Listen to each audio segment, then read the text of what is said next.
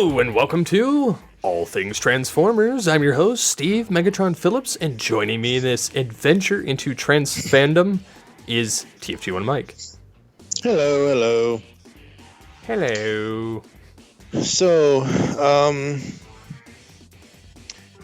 the Cosmic Rust delayed Transformers War for Cybertron Siege on Netflix, and then we have an announcement of when it's going to premiere. July 30th. Dun dun dun. You like how I kind of circumvented the whole thing there by using Cosmic Rust? Yes, it's Cosmic Rust combined with the Hate Plague, so... The spores, Gregory, the spores. And it's so funny. I just watched The Return of Optimus Prime the other day. I almost want to watch it just based on that alone. My favorite line from those two parts is Wreck-Gar. I'm a Peppa. Don't you want to be a Peppa too? I'm a Peppa. Don't you want to be a Pepper too? Mm-hmm. Yep. So, anyways, Transformers has its new show. Yes. Coming to Netflix.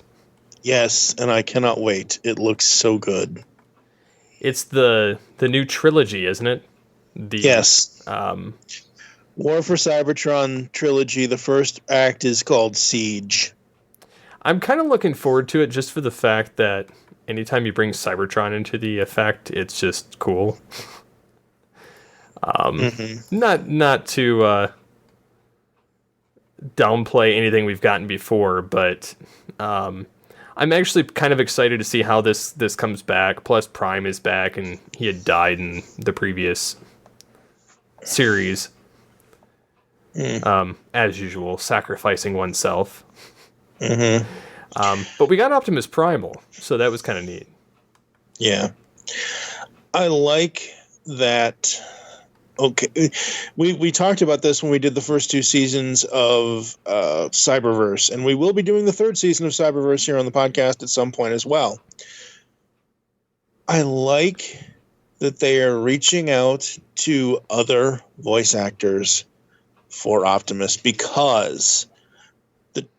I don't know if it's the same guy that does both. I'm going to have to look that up here in a second. But the guy that's doing him on Cyberverse and the guy that's doing him in this new promo trailer for War for Cybertron, it is the same guy. Okay. I love the way he sounds.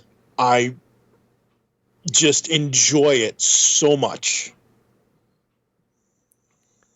I can see that, because he's kind of his own thing, but he's got a little bit of the Cullinism. A little bit, yeah. But he has that vibe. Whereas everybody else has been a direct impression. Yep. So. Yeah, I'm probably going to butcher your name, Jake, so I'm sorry. Jake Fushi is the voice of Optimus Prime.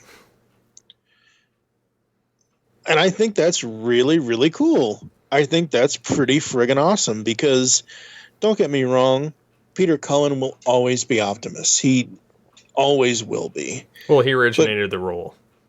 Obviously. But as long as you get a good voice actor in there that can do it and do it really well, then that's all that matters to me.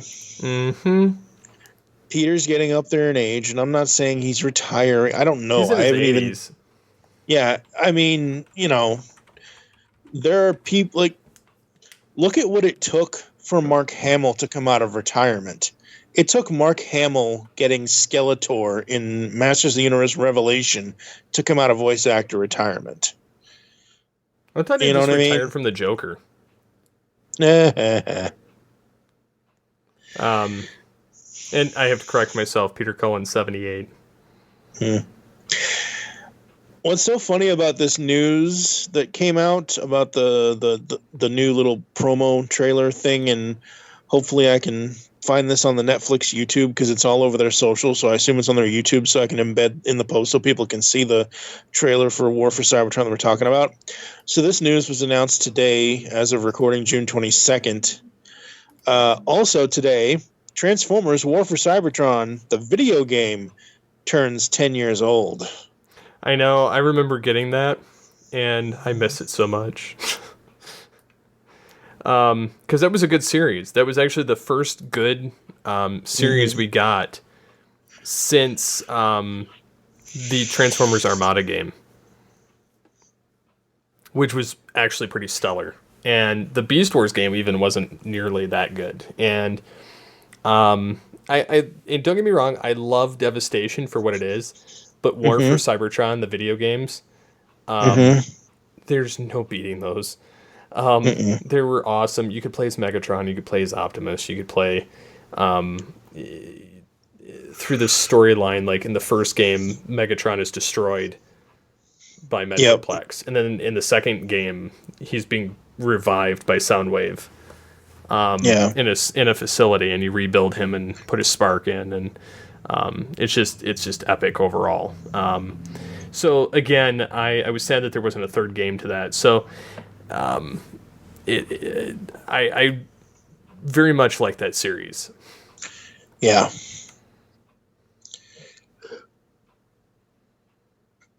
Yeah, that between War for Cybertron and Fall of Cybertron, those games were really cool. Now, speaking of games, have you seen the Transformers Battlegrounds? Yes, I have, and I'm not going to judge it before I see more. Can I? But it... I know, we said we wouldn't do this, but... Okay, wait a minute. Hold on. All Things Transformers and the Geekcast Radio Network is not responsible for anything Steve Megatron is about to say. Correct. I think it looks like hot garbage, but... no, I mean, it kind of reminds me of, like, you're watching a... almost like an RPG, like almost like a type of like Command and Conquer type thing mixed with there was this DC Legends game or something that came out. Yep. Like I remember 10 years ago. And I remember playing it when it was in beta, and it honestly it didn't last long before it got shut down. I think because like people thought it was really stupid, and honestly it pretty much was. You were playing in the multiverse with the DC Universe, and there was really nothing to do in this game. And I was playing DC Universe Online at the time, and I tried playing this other game, and I says, this sucks, to be honest. So I never played it again. And then it pretty much disappeared right after that. Now, the funny thing is it doesn't look bad. It reminds me of that. Yeah, I think... Because it's a tactical warfare adventure game is what it is, and it's the first Transformers game ever for the Switch. I think that's the thing they had to figure out, and don't get me wrong, Nintendo has come a long way, but they're still the family company, and there's nothing family friendly about warring robots, and they had to come at it in a way. It's not exclusive to Switch, is it? It's everywhere, right? I think it's everywhere. It's for the PlayStation 4, the Xbox One, PC, and Steam, and Nintendo Switch. Okay, so it is everywhere. So I'll take back my comments. If it had been exclusively for the Switch, I could understand why they went with this type of tactical gameplay, whatever. It reminds me of Devastation a little bit, but Devastation looked a hell of a lot better than this does. This looks like... When did Command and Conquer first come out? 98?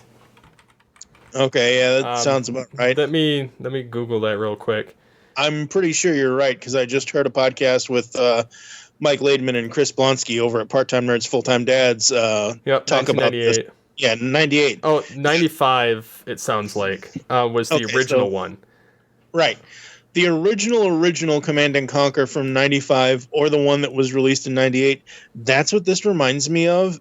And it's, I don't know, maybe Maybe it's because they showed like as a trailer, they showed gameplay footage instead of an actual like what the trailer could have been like. I don't know. It just, like I said, it ain't my thing. I'm trying my best not to judge it. I'm just saying, like you said, it looks like something from the 90s a la Command and Conquer. That's not to say it's a bad thing. Who knows? It could be a good game. We don't know. But if you compare this to Devastation, which was a similar type of game, Devastation looks a hell of a lot better. Oh yeah, and the thing is Devastation's what, 5 years old? It's the first so. game. It's the first game that's come out in over 5 years. Jeez. Like, we've had Timelines, which came out, or not Timelines, Earth Wars, which came out on the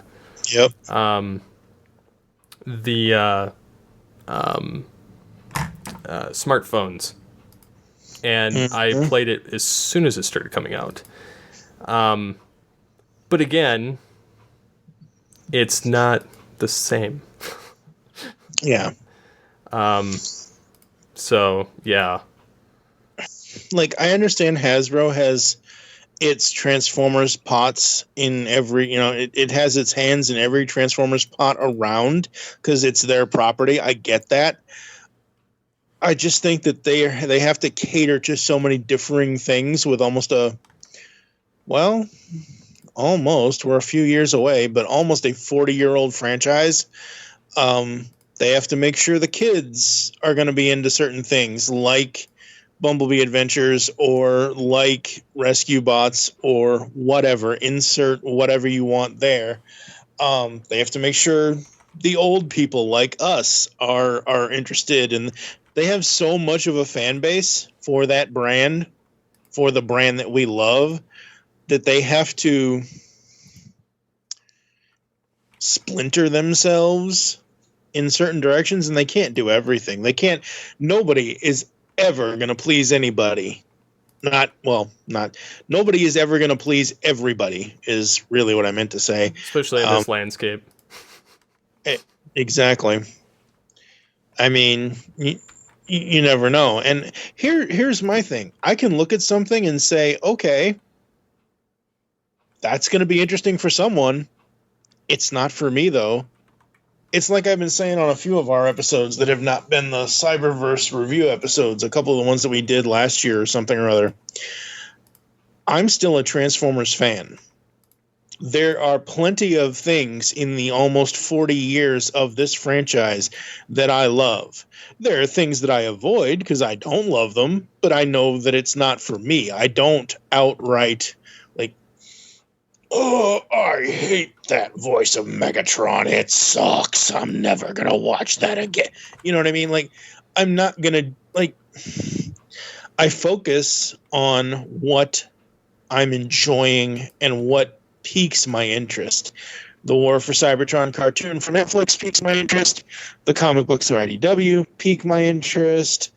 And this new video game, like you said, it's the first one in 5 years. Hey, they're trying something different. They're trying to see what their audience is going to want. There is no current film because of Cosmic Rust, and whatever. Who knows? Like, Transformers right now, outside of the comics and outside of the War for Cybertron series for Netflix, is... I don't want to say it's in a holding pattern. I don't want to say it's stagnant. I want to say it's up in the air because you never know what's going to happen next to see where they're going to put their eggs. You can't just all put them in the basket that's us old people that grew up with it. You can't just put them in the young people's basket and alien. You can't alienate every aspect of your fan base.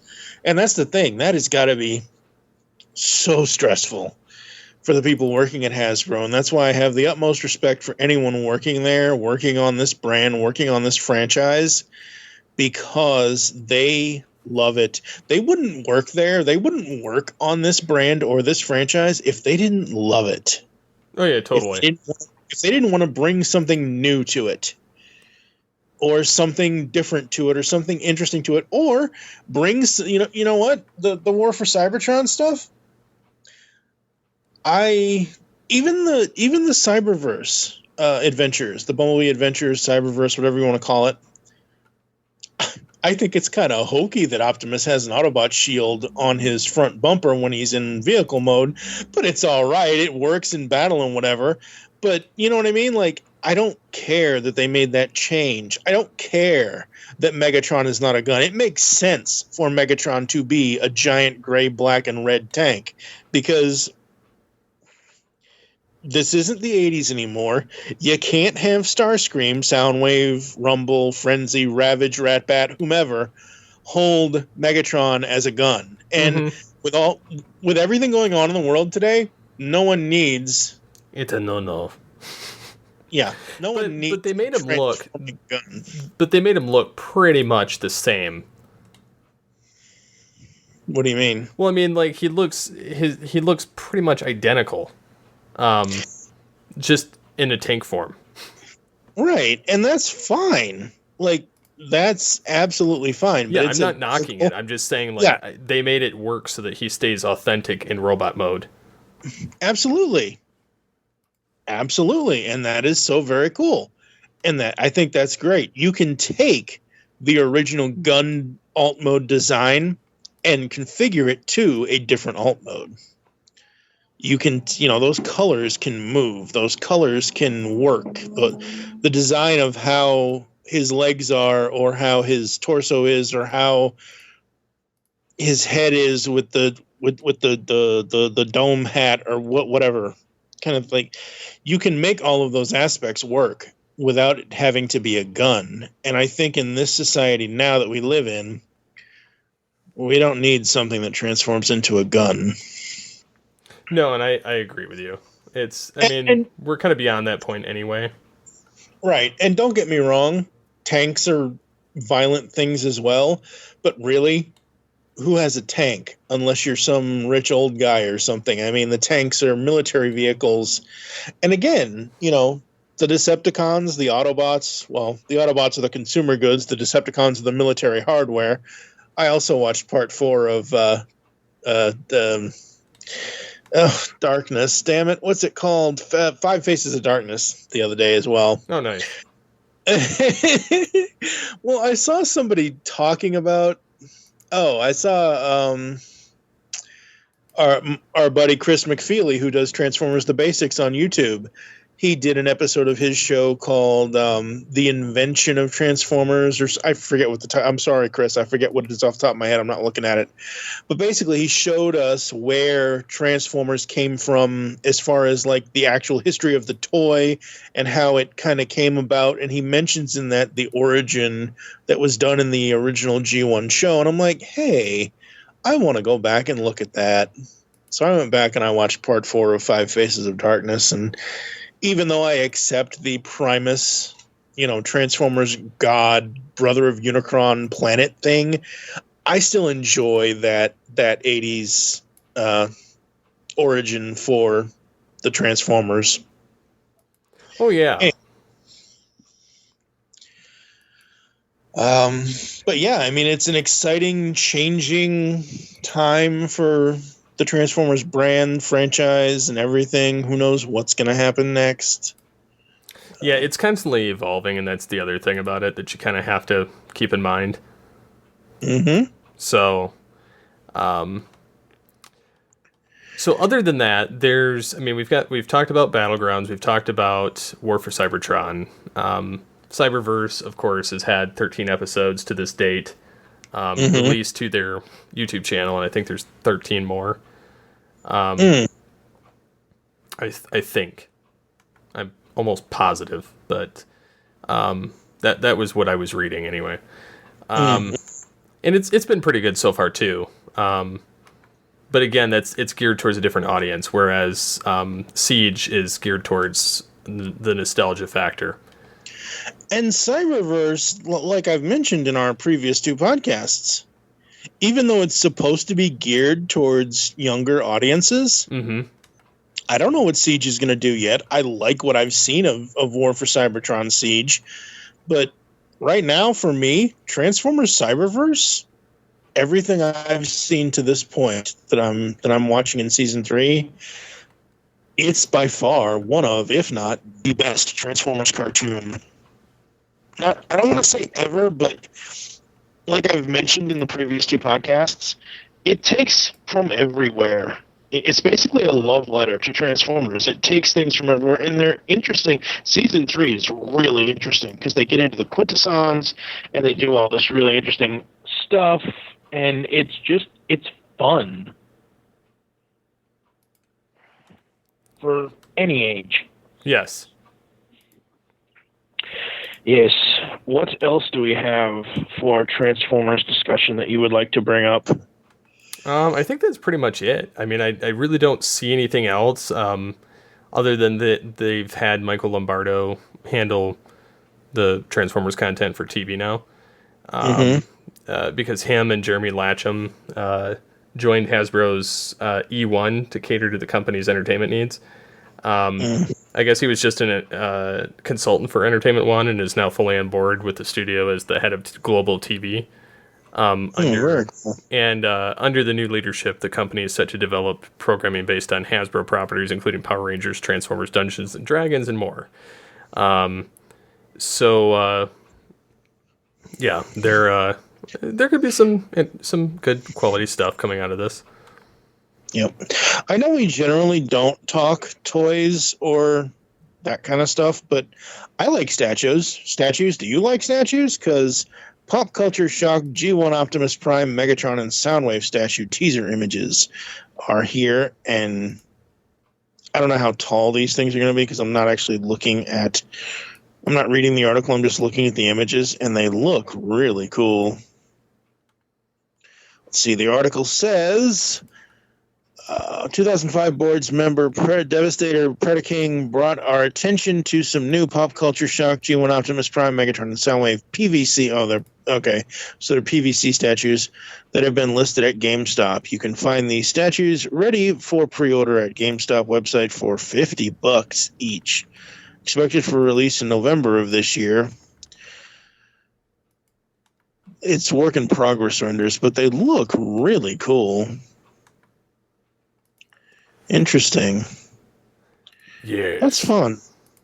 I mean, if you want to spend $50 on a statue, I mean, I know a lot of people do. I know a lot of people are in the statue collecting more than the action figure collecting, which that's, great. I mean, look at me. I collect Funko Pops, whatever. But, I think that's really, really cool that they're doing those classic robot mode things. Yeah. Well, the other funny thing is we were talking off air about Scourge from Generation 1. I was on TF Source, and they have... it's funny because they have all these different versions other than the one that actually looks like the show. Unless you're looking at third party. And then, of course, it's more money, but it's show accurate. And it comes with a show accurate target master, as well as a display stand, so it looks like he's floating in the air. And it comes with the matrix of leadership that's able to be shoved in his chest. Oh, very cool. But yeah, it's expensive. But it doesn't come with a matrix, but I think that's from the Masterpiece Prime. But either way, it's I was like, oh, that's pretty nice, but it's like $180. Just like I want the Beast Wars Masterpiece Megatron. He's like $350, which is ridiculous. They do have a third party one, which this is hilarious to me. They have a third party. They're doing third party Transmetals. Interesting. Of like Primal and Megatron, and the Primal doesn't really look much different, to be honest, from the official Hasbro one. The Megatron, on the other hand, he doesn't have that goofy, shiny look to him. I mean, the rest of them, it looks like the same mold, per se, but the plastic looks different. There's like a different. It doesn't look. It looks more solid, and the legs are definitely different than the original toy, and the hands are different, and part of the chest, and then it's a completely different head mold, like head sculpt, totally different than what the original was, and honestly, that's very tempting because. Well, because he has greater mobility, like his limbs are thinner and his torso is the heavy part, which is just like the show. The dinosaur head looks more real and has like the transmetal tongue thing sticking out of it. Right. And it has the grin and everything else that he had. But it's only $50. And it's like borderline, borderline like borderline masterpiece, but it's like 5-inch figure. Very cool. Not very tall, but I mean it gets the job done. Granted, I'd rather have that exact one as a masterpiece, but they aren't quite there yet. That'd probably be like $500, and I'll never buy it because it's too expensive. Yeah, that's the other thing. Like, I wish that the masterpiece were more accessible.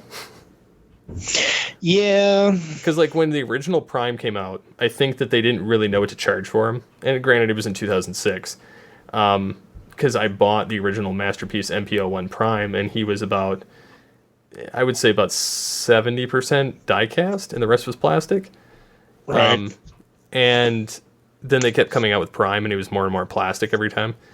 Because that sucker was heavy, like, and he had some real rubber tires, had shocks in him. He had like all kinds of like hydraulic stuff built into it, and I greatly enjoyed that figure until I decided to sell it. I actually tripled my money selling it, because when they had it, I didn't have enough money, but I was like, man, I should buy a couple of these because I'm like, I can foresee this down the road becoming something people want. And sure enough, it was, but it's still, like, I was like, no! Because had I had enough of those, I could have turned around and flipped them and bought Megatron. But yeah, so... Yeah.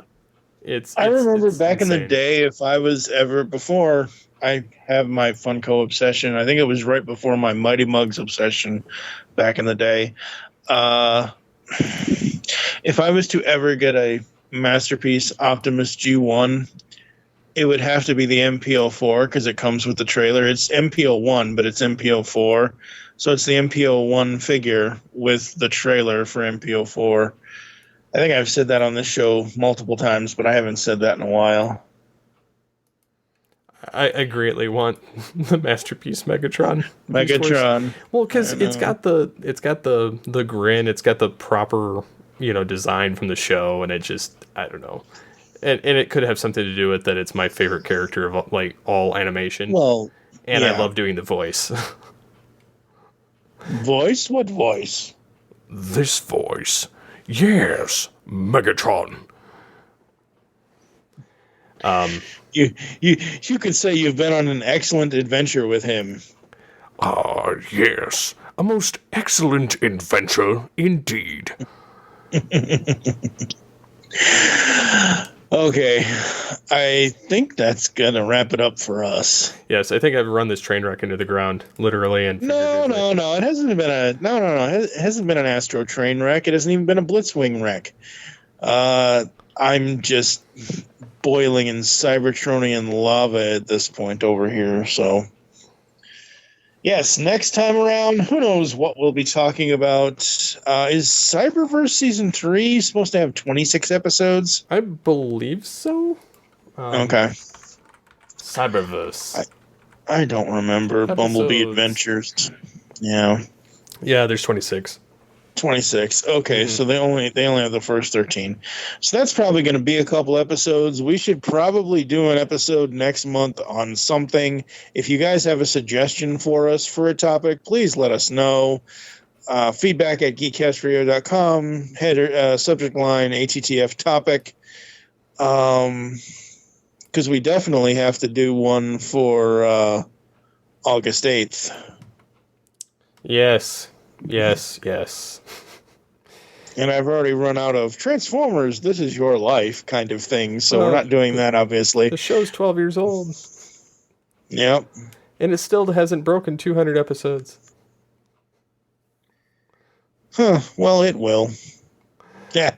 That's because we used to do them weekly, and then we went bi-weekly, and then we went monthly, and we're like, we'll release one when we feel like it now, because like there's a lot of stuff that it's just garbage, like rumors and clickbait, and so rather than sit there and down it, we're just like, we'll just wait. So here's the thing, and hopefully now that IDW has its new universe, I can get you on board with this. I'm not saying we're going to do this, but we could get to 200 episodes. We're on 171 now. We technically need 29 more podcasts.